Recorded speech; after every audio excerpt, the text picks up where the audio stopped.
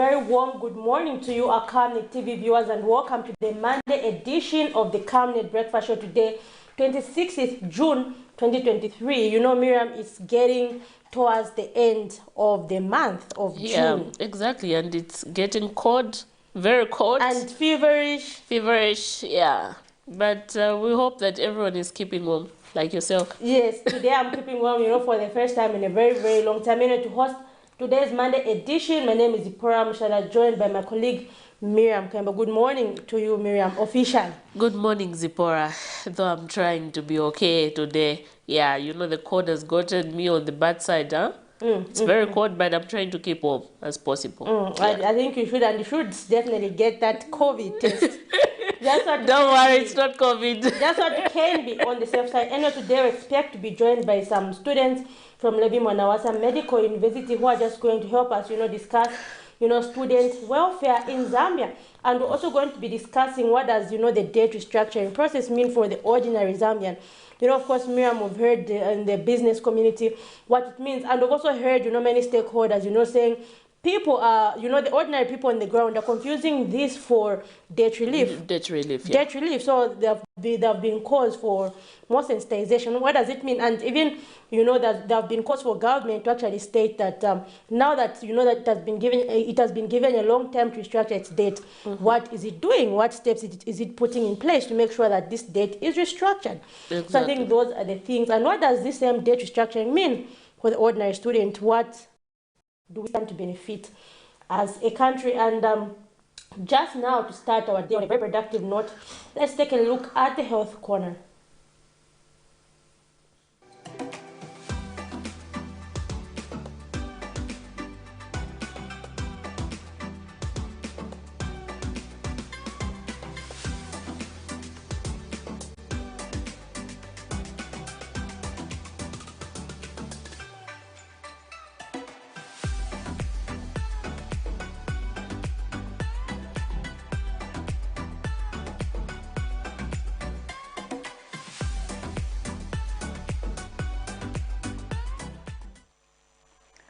Hi, good morning and welcome to the Health Corner here on the Breakfast Show. I am Dr. Nakuyana Mfaya. So this week we are talking about a very interesting topic, and that is cervical cancer. Yesterday we talked about what is cervical cancer, and we said that cervical cancer is the cancer that occurs or affects the cervix in females. Now today we'll talk about what causes cervical cancer. Cervical cancer is caused by a virus called human papilloma virus. Now this virus has got different subtypes. There are so many types of the human papilloma virus, and these types of subtypes of HPV, we call it HPV. So these subtypes can affect different or various organs in the body. So there are some types that affect the cervix, and usually these are human papilloma virus, or HPV 16, and also HPV 18 and HPV 45. There are also other subtypes that also affect the cervix, but this virus, when it affects the cervix, that is when you end up having cervical cancer. So usually a person who has cervical cancer would have certain risk factors that they might have that will predispose them to having cervical cancer, or in contracting this HPV virus. People who are immunosuppressed, people who are living with HIV, or people who have other conditions that are suppressing their immune system can easily get the virus from other people, and also from injecting themselves with drugs as well. So if you are immunosuppressed, or if you have HIV, then you are likely to have HPV or contract the HPV virus. Then people who have multiple sex partners or sexual partners are also likely to get this virus from their partners or from other people that they might be having these sexual intercourse with, who are infected. And also, if you've had a number of STDs, other STDs, then you're also increasing the risk of you getting the HPV virus and also contracting cervical cancer. Other risk factors include people who smoke tobacco. Tobacco is a risk factor for so many conditions. So if you smoke, you are at risk of having cervical cancer and also so many other types of cancers. So tobacco smoking is not good for your health, and it will lead you to have cervical cancer if you increase your risk of having cervical cancer. Then the other thing is people who are exposed to radiation, and these include doing x-rays or being in places where there are radioactive chemicals. Being exposed to such chemicals can lead to you having cervical cancer. So these are some of the ways that one can have or contract cervical cancer or end up having cervical cancer by contracting the HPV virus. So the HPV virus is the one that is mostly responsible for people who end up having cervical cancer. So I do hope you have learned something today. Today we're talking about what causes cervical cancer, and we say that the HPV virus is the one that causes cervical cancer. And there are so many types of HPV virus, but most commonly HPV 16 and HPV 18 and 45 are the responsible viruses that cause cervical cancer. And we say that the risk factors include having multiple sexual partners and also having a compromised immune system, immunosuppression, basically. So if you are immunosuppressed, you are at risk of contracting cervical cancer. And we also said smoking tobacco can lead you to, can increase your chances of getting cervical cancer. So these are some of the things that we have discussed today, and I do hope you have learned something today. Make sure you watch tomorrow again to learn more about what are the signs and symptoms. How can you know that you have cervical cancer? And if you missed yesterday's topic or even other episodes, make sure you also watch my YouTube channel, Dr. Nakuyana Siameka, on YouTube, and you'll be able to learn more about all these conditions that we talk about here on The Breakfast Show. Thank you for watching, and I'll see you again next time.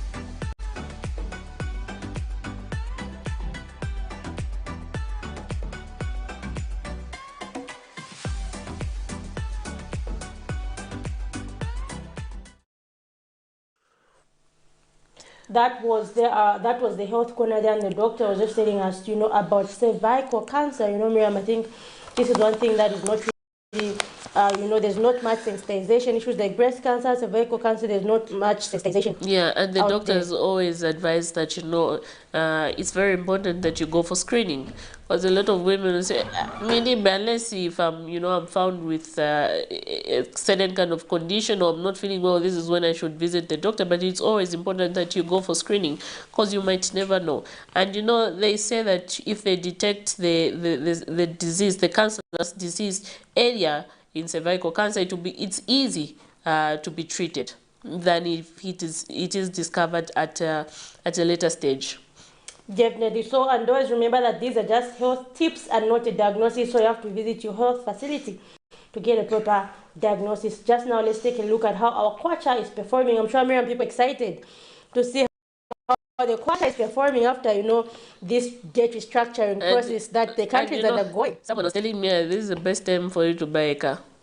It is, Miriam. If, for example, if it's on 16, 17, and if it goes, let's say 13, Miriam, it means that those cars that we used to admire them, because you find that now these smaller cars like a Vitz, they were like, is it 50, 60?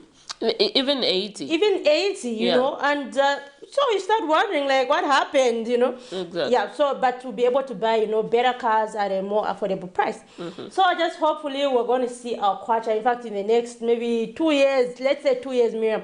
Because I remember under the Mwanawasa reign, where, where we didn't really have the debt problem, we saw that the kwacha was performing at, is it one kwacha, what was 3 kwacha to $1 US. Yes. It was as low as that, and things were quite affordable. We had bread at 5 kwacha, and I really hope we're going towards, that same direction. That same direction. Let's take a look at how our kwacha is performing this morning against major international convertibles.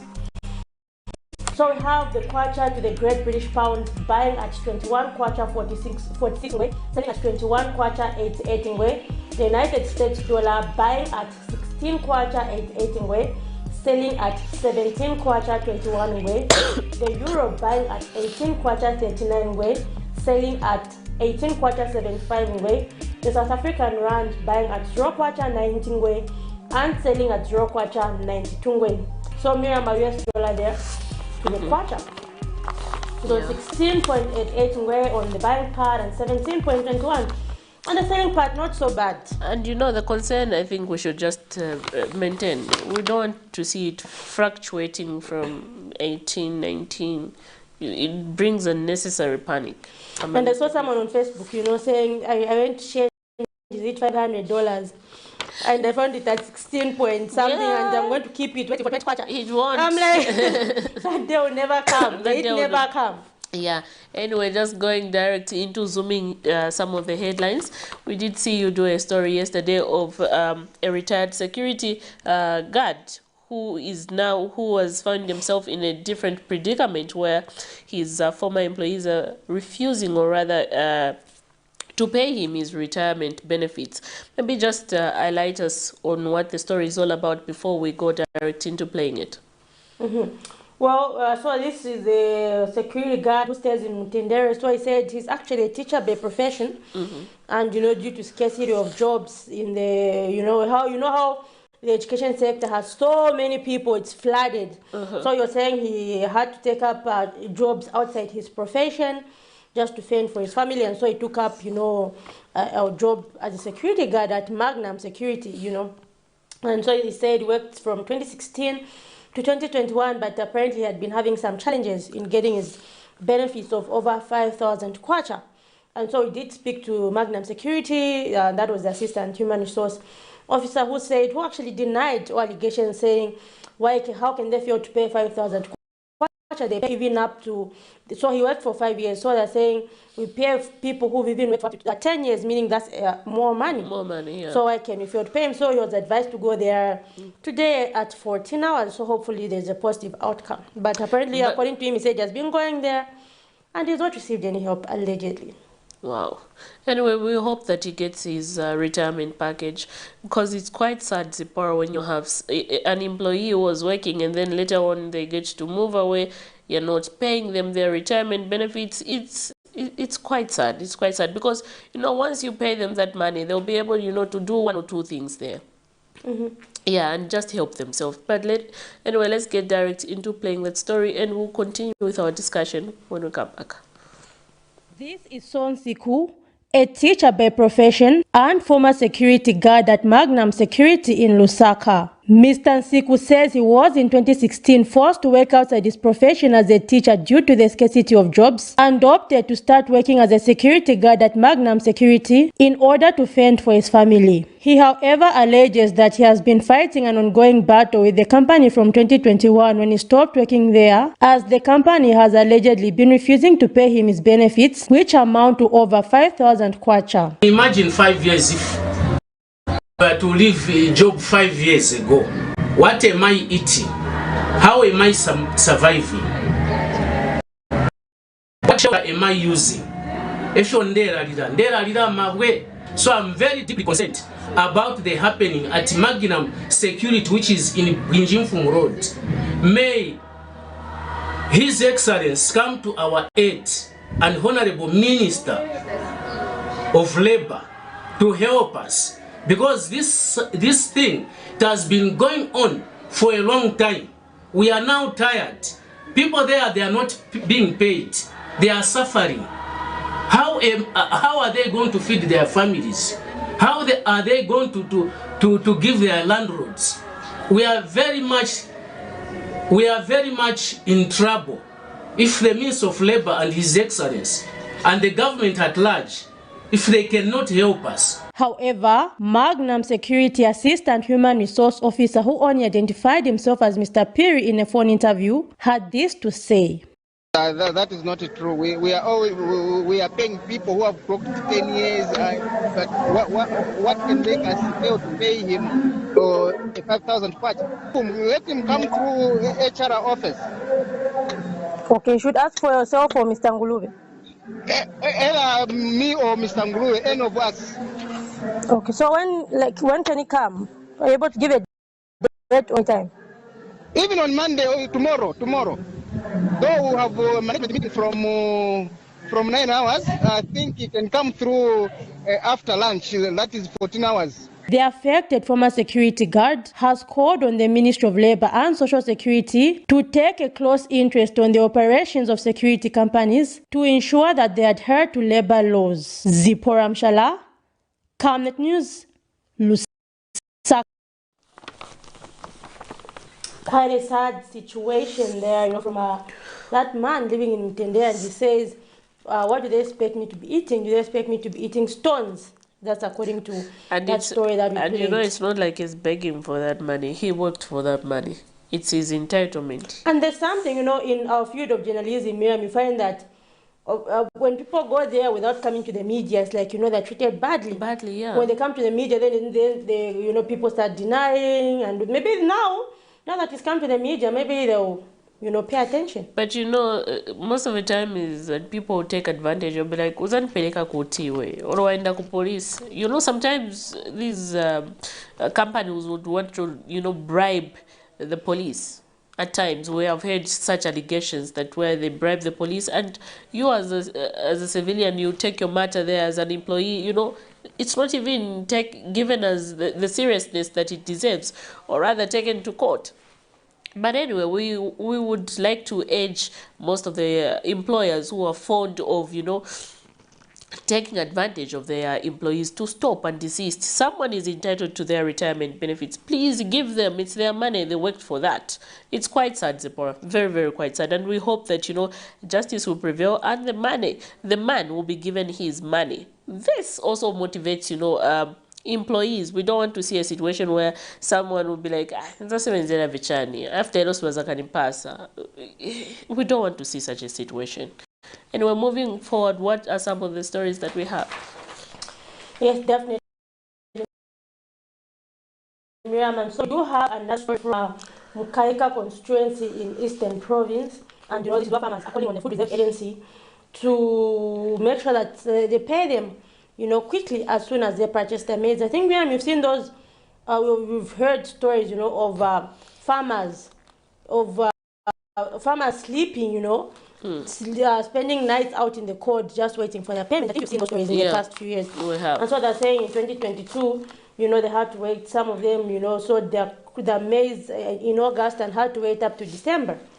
And so we now hope, they're now calling, for quick payment in the 2023 crop marketing season. I think. I'm also happy, with a 280 kwacha price, that was set by FRA, for a 50 kg bag, saying now they're not attracted to sell to briefcase buyers. And so it means food security for the country. Food security for the country. And I'm glad that farmers are happy this time around. Yeah. Anyway, let's take a look at that story and do join us in the conversation. These are farmers at one of the Food Reserve Agency FRA satellite depots in Mukaika constituency of Eastern Province who have responded to the call by the FRA for farmers to start bringing their maize for purchase now that the 2023 crop marketing season has officially been launched. The farmers, however, have one plea for the FRA, and that is quick payment upon purchase of their grain to help them fend for their families and buy inputs on time in preparation for the next farming season. One of the farmers, Monica Sakala, says farmers would be happy if the agency lives up to its promise of paying them within 7 days after purchase of their grain. Tinagulisa mwezi mu August. Tinabolola ndira ndrama mu December.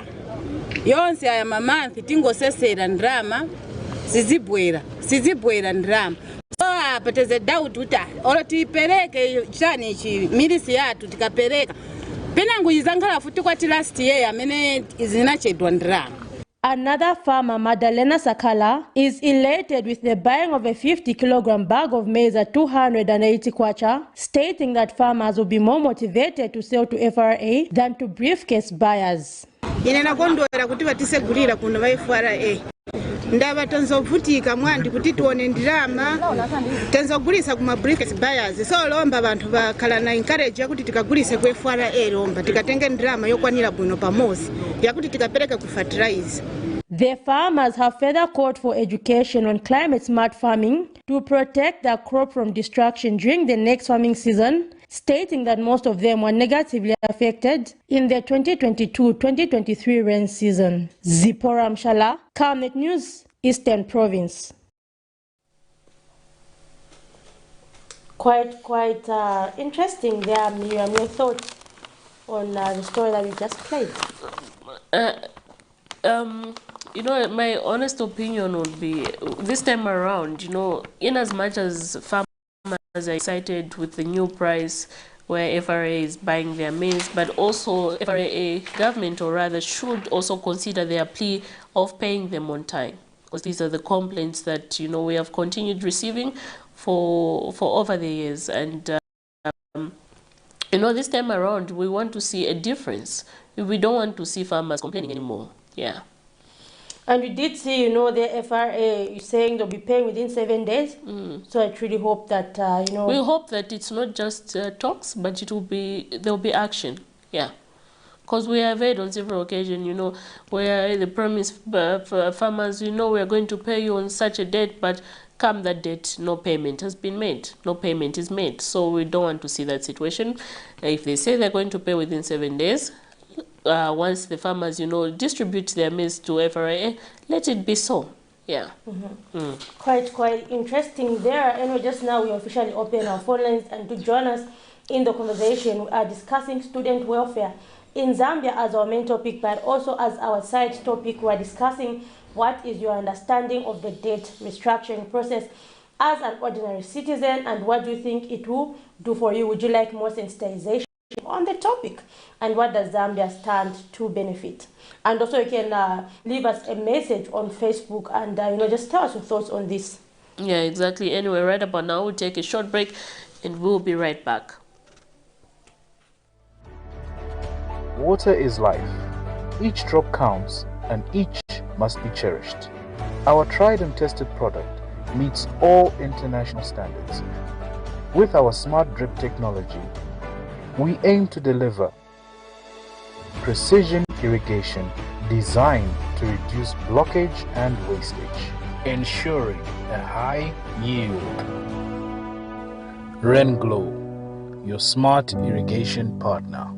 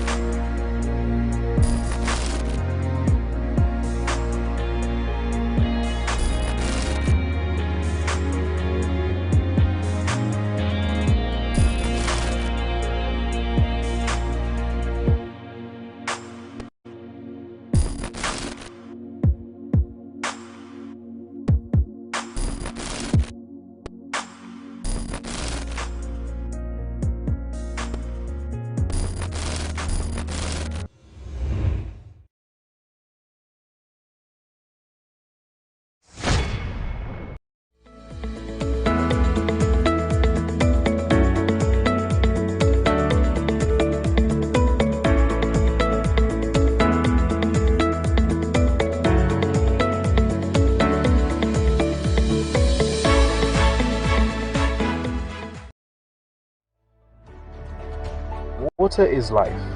Each drop counts and each must be cherished. Our tried and tested product meets all international standards.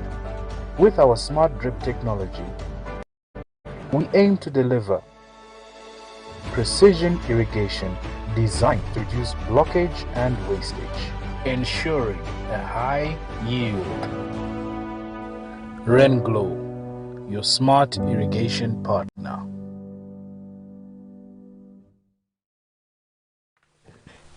Thank you for staying tuned in. And just now, we officially, like I mentioned earlier, we have officially opened the phone lines.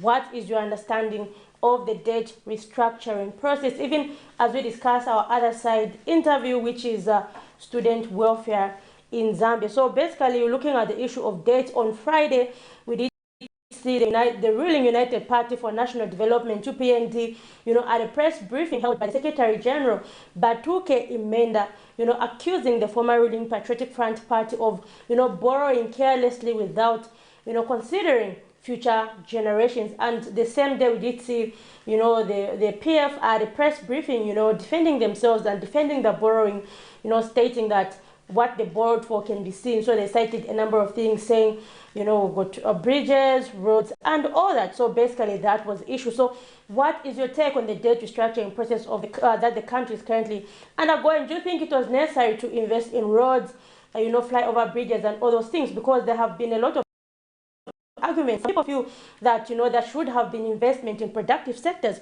for example, industries which are able to generate income. So what is your take? Just now, we'll take a look at these two stories, firstly from the UPND and secondly from the PF. In jubilation following the International Monetary Fund's declaration to restructure the country's debt, United Party for National Development Secretary General Batuke Menda says the country made a grave experiment to vote the previous administration into government. Speaking, he received former Civil Service Commission Vice Chairperson Hilary Chipango and former PF Milenge Council Chairperson Chanda Masheke. Mr. Imenda said most of the challenges the country is facing were inflicted by the Patriotic Front government through careless borrowing. We as Zambians made a terrible experiment by giving a party which was not ready to rule, by giving someone who stood and told the nation, I have no vision, will soon be corrected by what happened yesterday in Paris. So we must, as a country, appreciate. It's for the same reason that we are thanking these two gentlemen who have seen the... Meanwhile, former Civil Service Commission Vice Chairperson Hilary Chipango says he decided to join politics because the UPND administration speaks to the agenda he subscribes to. But I've decided to join the United Party for National Development because of the numerous developments that I have seen myself. As a democratic nation, every individual has a democratic right. Yeah, member of the Civil Service Commission. There are a number of issues that we should have done, but we were dragging to act on them.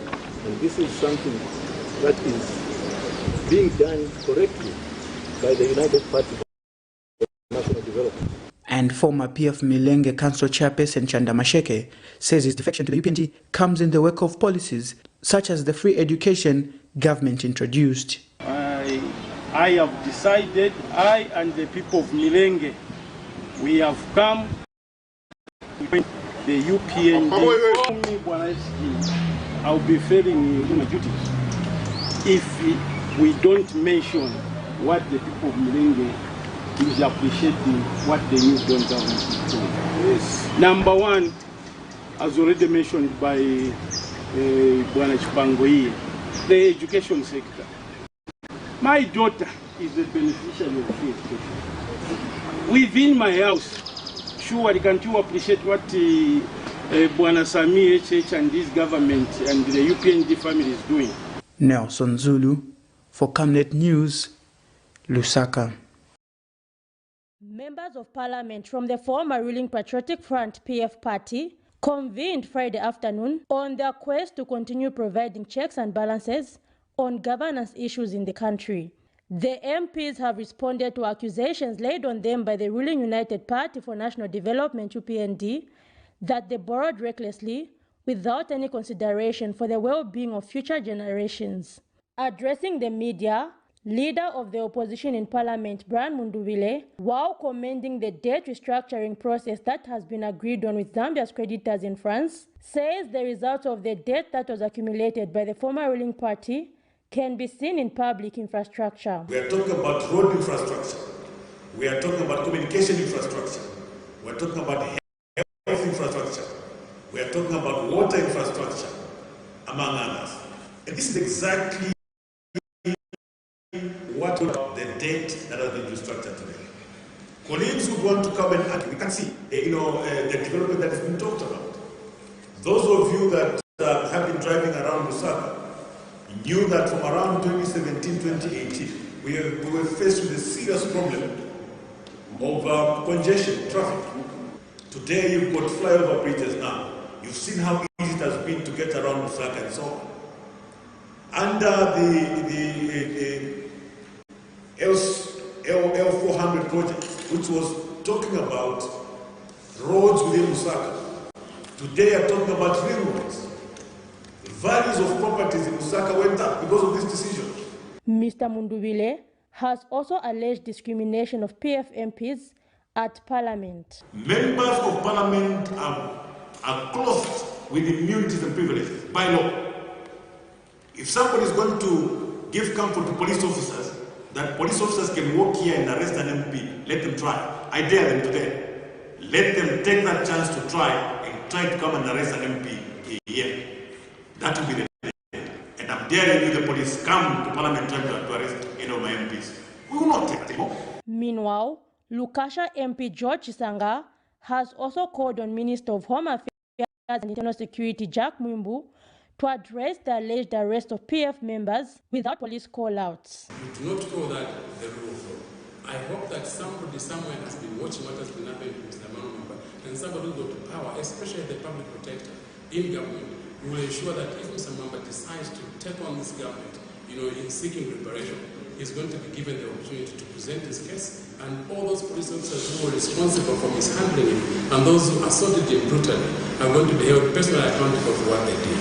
It's not only him. Lucci was in custody for 3 days. He's in here. 5 days. Why am I country free? 5 days. He was in custody for 5 days.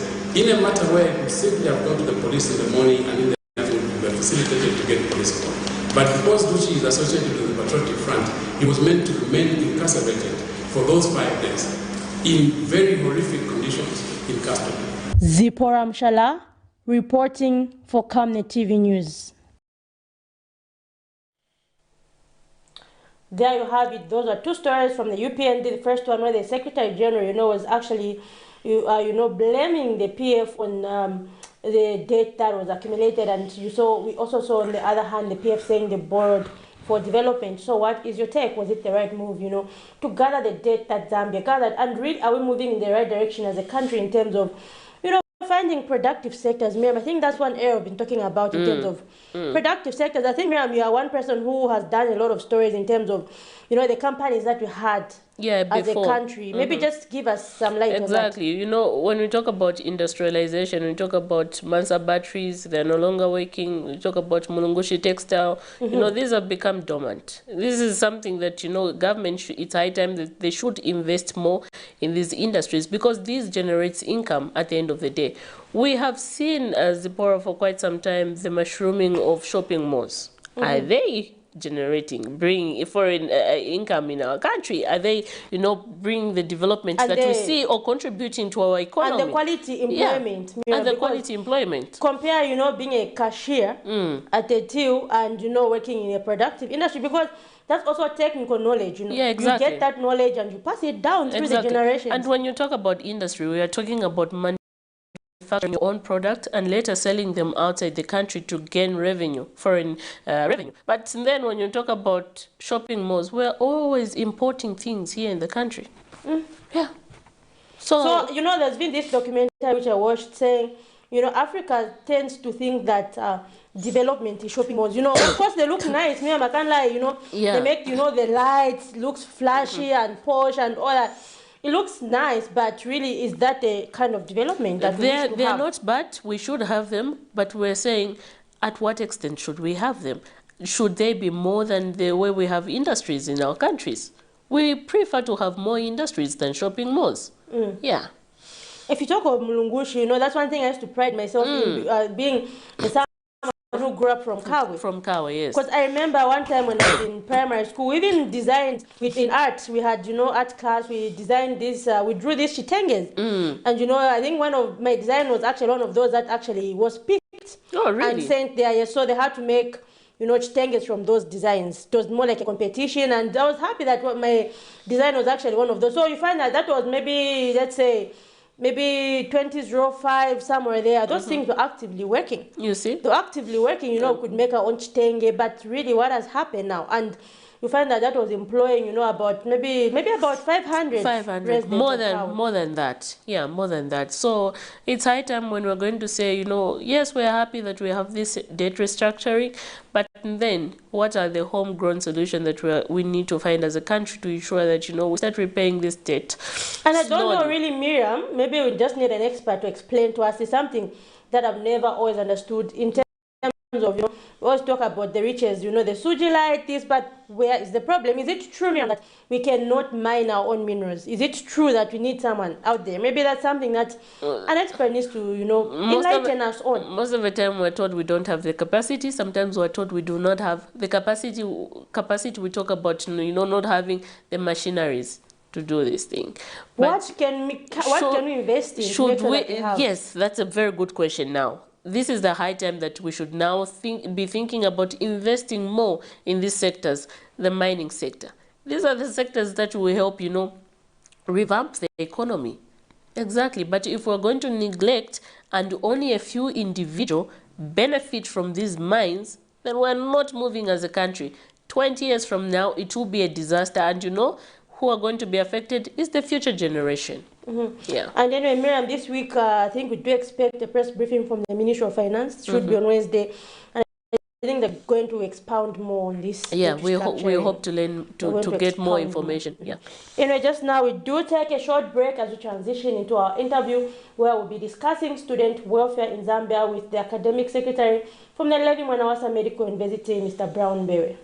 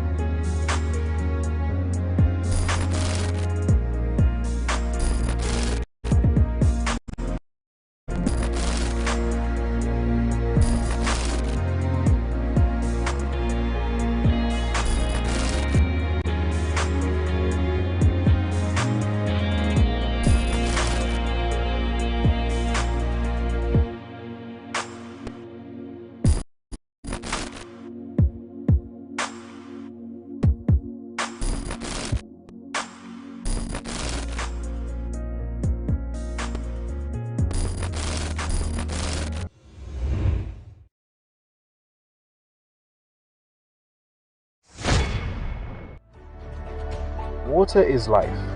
Each drop counts and each must be cherished. Our tried and tested product meets all international standards.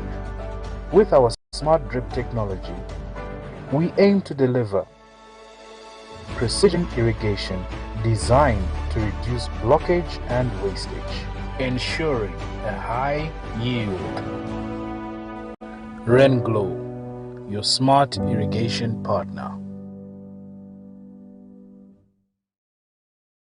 The FARS 2022-2023 season is over, and the 2023-2024 season is around the corner. Camnet Stars Football Club, popularly known as the local national team, is looking for young talented football players from across Zambia, aged between 16 and 23 years old. Camnet soccer trials will be held on the 30th of June and the 1st of July 2023 in Lusaka at 09 hours. The venue is Kabulonga Boys Secondary School grounds. Your skills could earn you a place in the world of soccer greats in Zambia and the world. Camnet Stars Football Club, the local national team, is a team born for greatness with visionary players. Let us join hands and contribute to high levels of Zambian football standards. Don't miss these trials. The future of Zambian soccer is dependent on you. Make a date with us. Remember, you are born for greatness. See you there.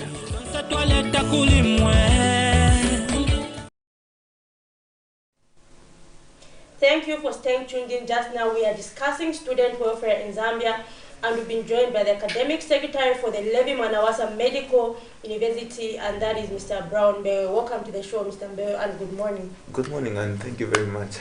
We are glad to have you on set this morning. I'm on board. Thank you very much. Maybe how is Levi Manawasa this morning? Levi Manawasa is just fine, though we are having issues there and then. Students suffering with one or two things, but we can say God is keeping us. Sure. Okay, maybe just basically to begin, I think we have the elephant in the room, which is the issue of, before we begin, I'm sure you've heard of the debt restructuring issue. How has the student community at Levi Manawasa received this news? Yeah, the students at Levi, they are glad of this because actually it has helped the economy to be boosted in Zambia, and it has helped parents maybe to find ways in paying school fees for the students, as this debt it affects each and every individual in Zambia. And as it has come to this end, I believe the dollar will go down, and also the cost of living will also become normal. It will improve, definitely. Sure. And speaking of the cost of living, that students are one of the people that are most affected when it comes, to issues of, financial difficulties and that. So how best do you feel that maybe students can survive on campus with a low budget? Being in campus is one of the tough thing, because being in campus, people are coming from different backgrounds. So since we are coming from different background, let's also embrace this, that whatever we receive, that's what we should actually spend on. So what happens is that students usually have this temptation when they're in campus of spending more than they receive. So what students should do is, one, they should look at their background and shouldn't look at what others are spending on. Because as I've said, that we are coming from a different background, someone maybe spends 1,000 on groceries. You who spends about 500 on groceries for a month shouldn't buy things which that person who is for 1,000 should buy.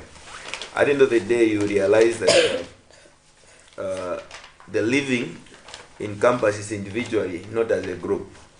I'll take an example. I've used a budget of 500 before on a month, but how did I do that? It was very difficult. At the end of the day, if you are having an alternative, we have a lot of population such as Unza and Levi. Unza is approximately 50,000. Levi is 30,000. We have an opportunity of having WhatsApp and so on. Just use that same money, maybe put it in the business, eat the profit. Then at the end of the day, actually this student will be able to survive in this campus. The problem is maybe peer pressure. You'd want to see what others are doing and how others are spending or how others are living. For that, as a student, and even those who want to be students, let them avoid seeing what others are doing. Let them do what makes them comfortable to stay in campus. I think I can say like that. And speaking of mental health, I think, universities are one of the places where we hear a lot of, no, this person has committed suicide, and that is investment maybe in counseling services, or do students reach out to these counseling services if they exist? Okay, thank you very much. Counseling services are there in a lot of universities, but the problem is simple. Actually, it's one of the silence service. Or maybe people look down on, that's your counseling. Yes, so I've been one of the people who have been promoting counseling services in schools, because actually I'm also a trainer. I usually enroll for these short courses for counseling. In the past 3 years, I've trained approximately about 2,000 counselors from all universities, from a lot of universities. The key is to make sure that we have more counselors on the ground. I think the number of counselors are also few in these universities. And at the end of the day, if we don't have also the knowledge of counseling, you cannot counsel the neighbor. Sometimes we don't need the service as in going to an office and start counseling, because people maybe will be scared, if I share this, maybe these are administration, they are big people. So what we have done, counseling services like for Levi Mwanawasa, they are very available, because the possibilities out of every 20 students, you may find someone who has been trained in counseling, because we have been training these students year after year. So we have these counseling services, but now the problem which comes in is people to open up. It's very difficult for a person to open up about issues which are affecting their lives. The reason is simple. We have a lot of social medias and so on. If I open up to a person, at the end of the day, I'll find this on the media. So what they will do, they will rather do, they will actually stay down, keep the thing in their heart. At the end of the day, as they are keeping such things, it is destroying them, it's killing them little by little. And suicidal thoughts are one of the things that even parents at home or anyone should take very care of it. You may think I just speaking, especially this society, if it's a man at Mamuna Samarila, this notion actually has killed a lot of men, because you find that a number of people who commit suicide now are men, because actually they have no one to share with. Recently, we just lost a student and we found the person dead in the house. And they are saying the person, yes, the person had taken some chemicals. We don't know, because the person is a man. We don't know what actually happened. Last year, we had also a similar case, which shows that as far as we have counseling sessions on the ground, they still need to actually to advocate more of such. If we can have even pages, we should have more students to start advocating for those services. So all in all, one thing that people should know, one of the signs to say actually this person is in a danger of committing suicide or depression, one of the signs they need to, if someone tells them, I think I want to kill myself, that one should not just be taken lightly. Take the person down and ask the person what is wrong. According to counseling, for a person actually to have, for a person to actually stop their suicidal thought, is to, they need to reach acceptance stage. Acceptance stage is whereby if you have a situation in life, you accept the way the situation is, and you think of an alternative solution. Now the problem is that a lot of people, they usually reach like a blocked end. Immediately the thoughts comes, they will never think of any other way, any other solution of the problem which they are facing. So at the end of the day, if they don't find a solution to the problem, they think the world has ended around their life. So the work of a counselor and the work of those who advise people is to make sure this person moves out of a blocked way and find an alternative way in which they can solve those situations. So counselors have a way to direct a person to say, okay, this is the way to go. Or what do you think is an alternative, apart from you killing yourself? And also we need to give them the importance of life.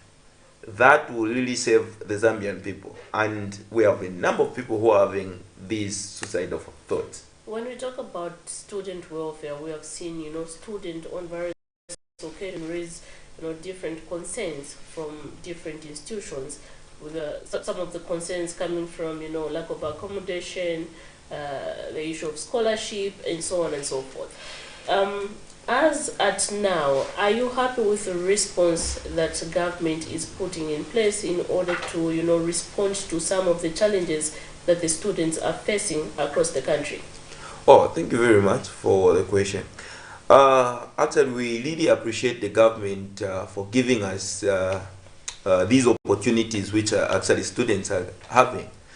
I should say schools such as UNZA and CBU, I think students have been catered with these helps which the government are putting on the ground. But like our school, like Levi Mwanawasa Medical University, actually we are waiting, and we are waiting for the government actually to launch faster to our aid, because actually these services haven't reached to our school. But if they can be a school that can be considered fast, it's ours, because the cost of living at our school is very high. For example, houses in Mtendere and PHI, they are rented at 1,000 kwacha. And if you calculate 1,000 kwacha plus maybe 12 months a person stays in school, it's a big amount of money. And then apart from that, we are supposed to buy foods on our own as students. And apart from also that, we are supposed to pay for our school fees. And this school fee actually is supposed to be paid in installment year after year. You realize that this parent who is actually having a student at Levi Mwanawasa Medical University is spending a lot of money. Apart from that, the security for the student is not safe. Just last week, I had a number of students, their laptops were grabbed, their phones were grabbed in a boarding house, because these boarding houses are not very much secured. If we can have enough accommodation in campus, that will really help. Actually, we have approximately about 15,000 students at Levi Mwanawasa Medical University, but the only students which are accommodated in campus is approximately 1,000. So you can see that we have a lot of population of students in outside campus, and the boarding houses owners, they don't even care now, because they know that even if this student complain that no, there is no good sanitation, there is no security, another student will come, because this service is on demand. At the end of the day, as students, we are suffering. If we talk about bursaries, if I open my phone now, I have about 3,000 contacts saved for the students. The possibility is very high that actually I'm having a number of messages from students that they are struggling of them paying school fees. Some of them, actually, what has happened is that actually their life was stable, their family, their parents had all money to pay for them for school. But some, their parents have become sick during the period where they are in school. Others, parents maybe have lost their jobs. Others, in this same time, parents have died. And at the end of the day, actually, at Levi Mwanawasa, we have a number, the number of students which are dropping out from school is increasing because of failure for them to pay school fee. As of last week, I think about 4 students have inboxed me to say, actually, we are going to drop out from school. If there is any organization, there is anyone who can actually help us as students out, actually they can just come on board. The main problem is, as we are seeing the government is helping students, I feel this should be extended to outside world also. We have a lot of companies which I feel they can sponsor students. I feel these also companies can come on board and help the government. That's why we have also private companies in Zambia. The government alone cannot actually afford this. If government cooperates together with these other organizations, students can be helped. And what we are talking about is a medical personnel, a person who is supposed to go and save lives somewhere, someone who is supposed to make sure that the lives of the Zambians are in a safe hand. Now, if this person is poorly trained because of lack of school fee, poor accommodation, and there is hunger, I feel actually we are putting the nation at risk.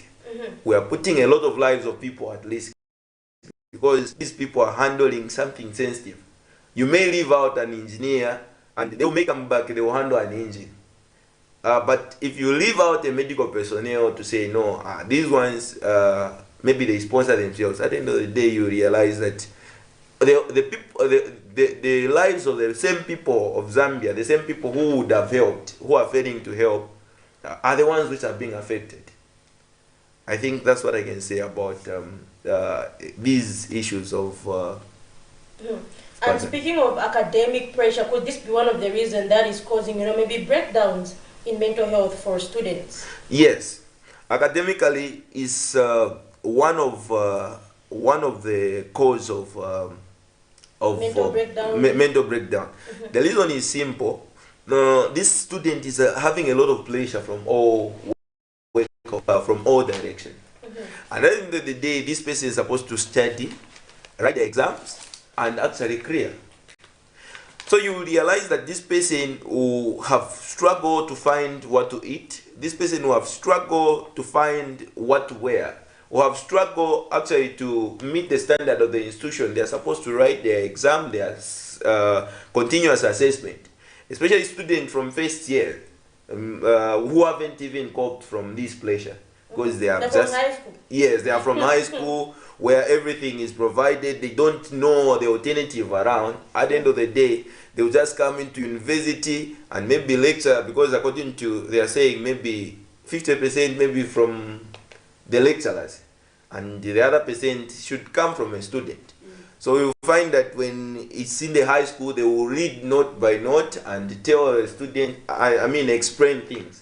But when you come to university, they will tell you about research. They will give you books in which you are going to research from.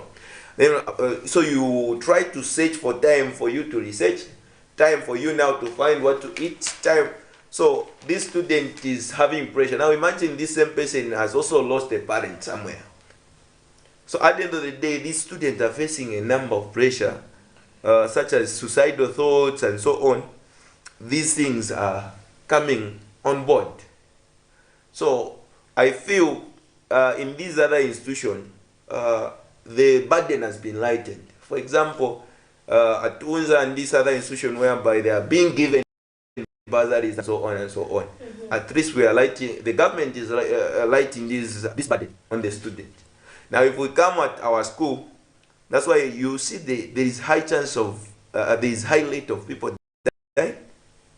There is also a high rate of people actually committing suicide.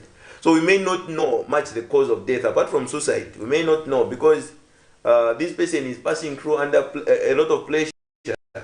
Apart from the pressure, they come with a sickness. It's very difficult for this person actually to get health, to get well faster, if everything in life is not supporting their living.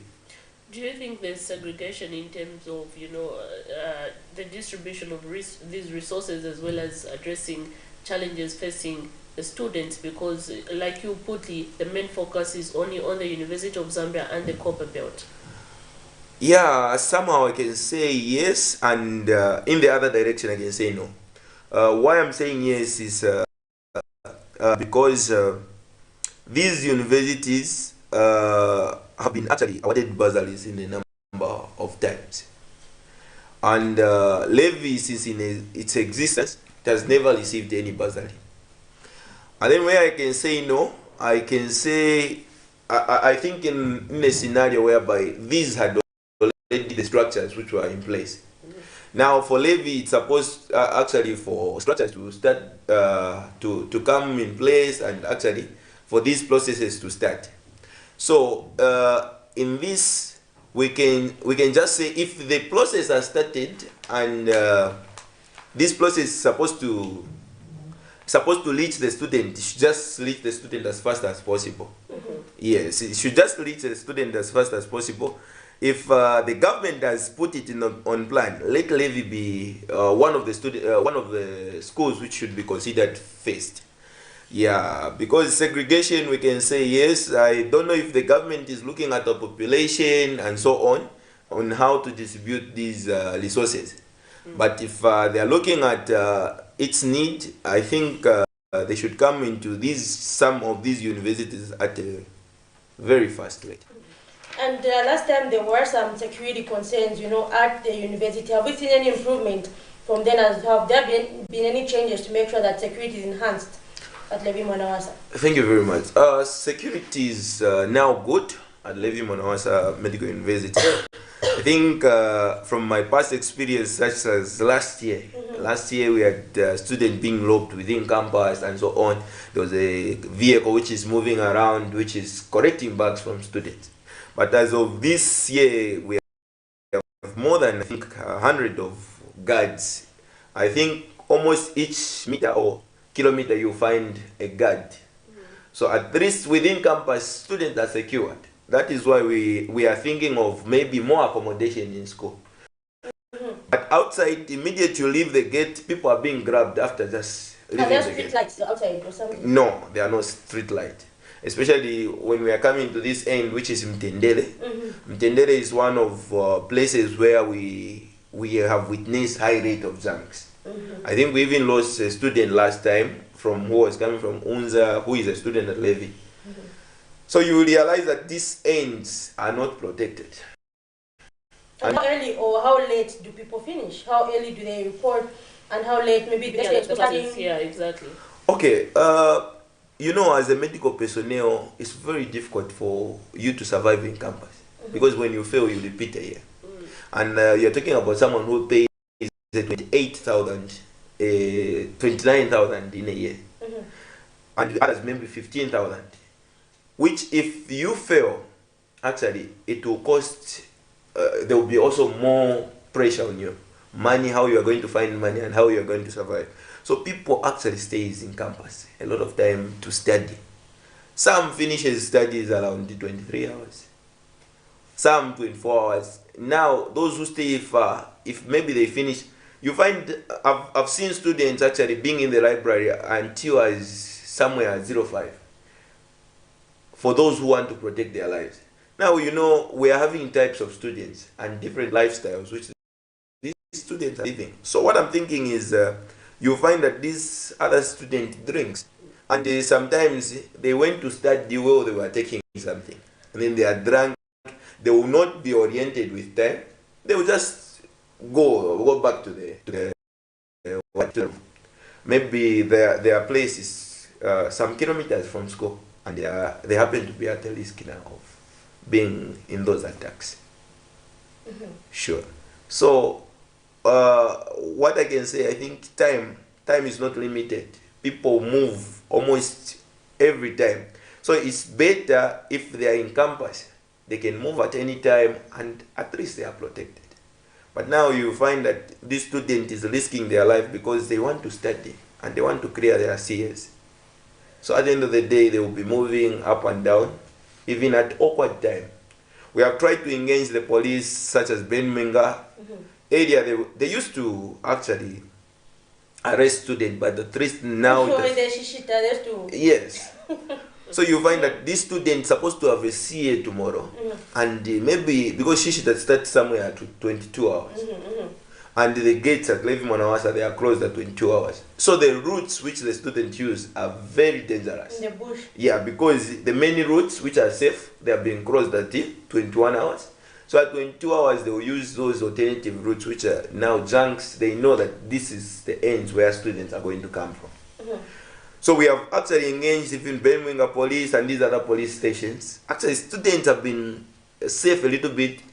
But what we have realized is that even in their boarding houses, they are being stabbed. There was a student who has been stabbed within their boarding house. Some have been raped.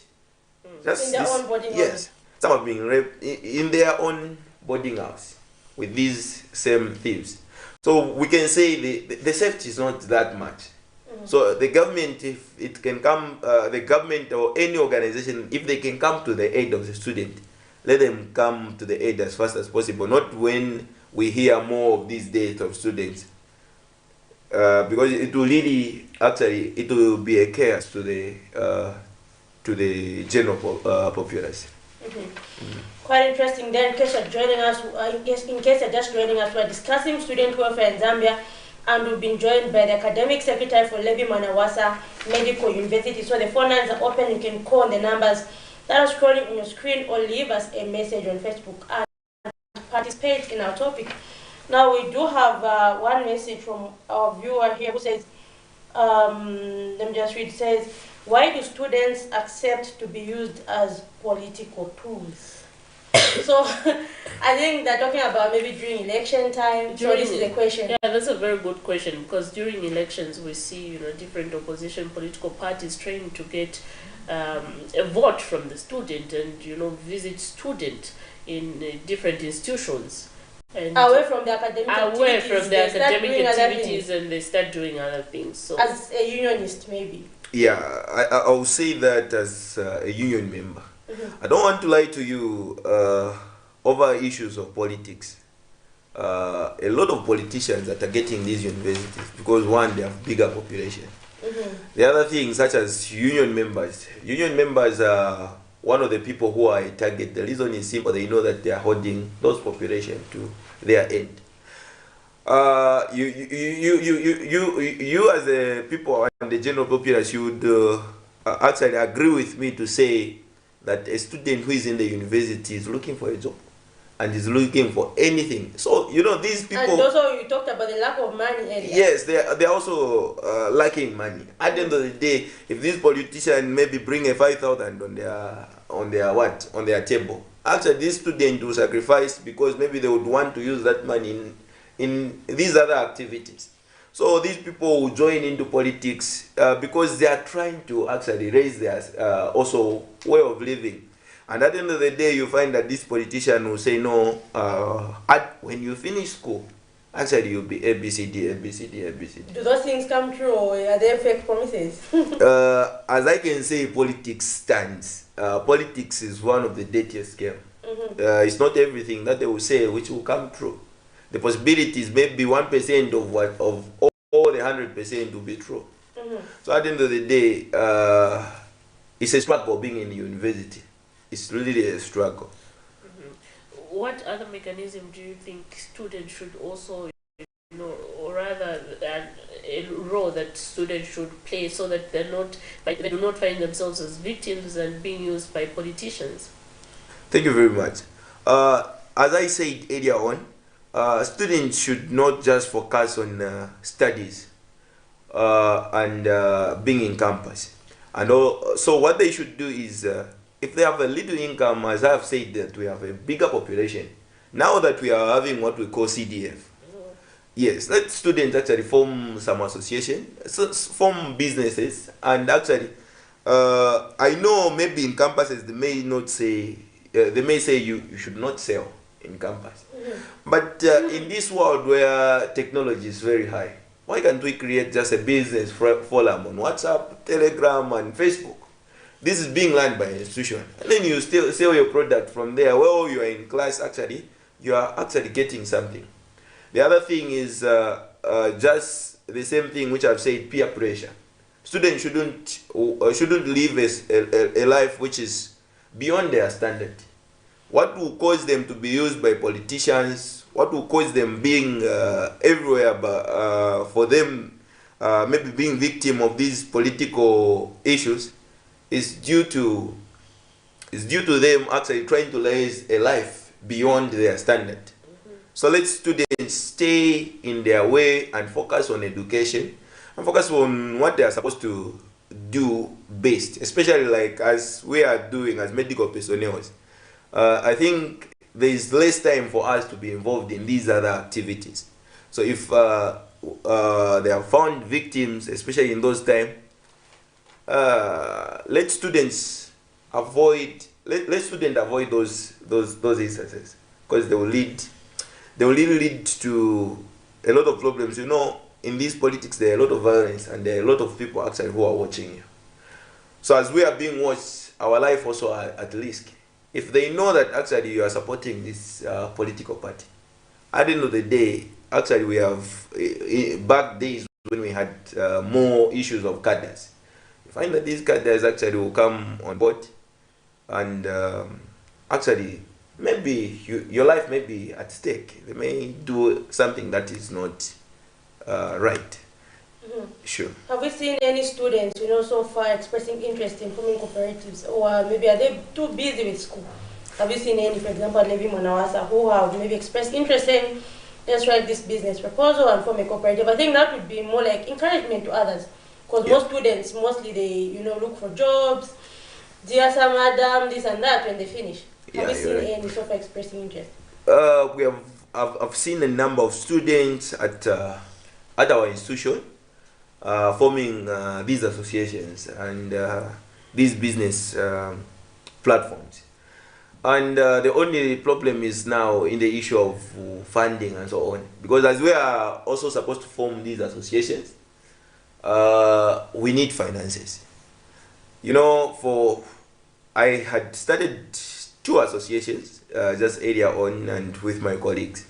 One was an equalizer. It's called Equalizers Movement. For this one, it has at least gone far. The other one is called an academic association. Well, we wanted those people who have scientific knowledge, especially in the medical field, engineering and so on, to come on board and actually start doing research. What we realized that as we are moving forward for us to make this association and to reach the place where maybe government can sponsor this association, we realize that we are supposed also to spend more. Now, in this already student who is having a low budget, how are they going to actually put money together for them to form this association or this organization that is going to help them to make money? So at the end of the day, we are having a lot of these challenges facing students. That's why you may see that there is no such a business platform or those associations, but yet they are there. But with the coming of the Constituency Development Fund, which is the CDF, have we seen a student from Levi Mwanawasa, to be particular, that's where you're coming from, taking interest to tap from the fund CDF and form cooperatives? Yeah, the interest is there, but I can say the process is very difficult. These processes, actually, they need a lot of papers. I've seen a lot of students actually developing interest in actually accessing this CDF. But as far as I visited some of these offices, there are certain qualifications and criteria for them to meet, for this association to meet, for them to actually acquire this CDF. Now, at the end of the day, for you to acquire these qualifications, also you're supposed to pay money in these offices. If they would say students should form associations, and actually these associations should be free from registration and so on. The only thing maybe is as they are acquiring the CDFs and so on, that's when now they can weigh maybe which program are these students tackling, what's the importance to the nation. That's when now actually they can come on board and help students who have a great idea. But now the problem is they need a registration process. Now that registration process is actually delaying these students to have these funds. So we can say, no, there is money available, but now how are we going to access that money? If we cannot have a way of accessing that money, then it's as same as that money is not being available. Quite interesting there. And what could be some of your concluding remarks, even as we wrap up our segment? Okay, thank you very much. One of my the concluding remarks I can say is, my cry is actually not just government to come on board actually to help the students. I know we have a lot of organizations which have been formed out there.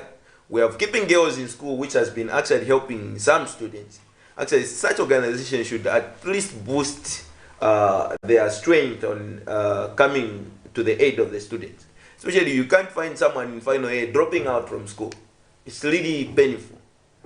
At least in first year, you can say, I know they haven't learned anything, but they have spent a lot of money in education. Apart from that, let's address also the mental health issues actually across all universities.